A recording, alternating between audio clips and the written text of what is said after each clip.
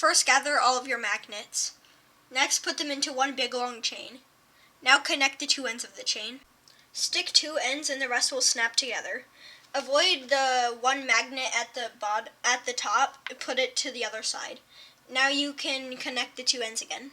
Join the two ends again and avoid the two magnets sticking out like that. Now separate the top two so you get a row of 4. Now you can just slide your finger across and it will go for you. Now count 18 of these rows of magnets. Separate them from the other area. Now put that area into a row. Now you can check the polarity of these two.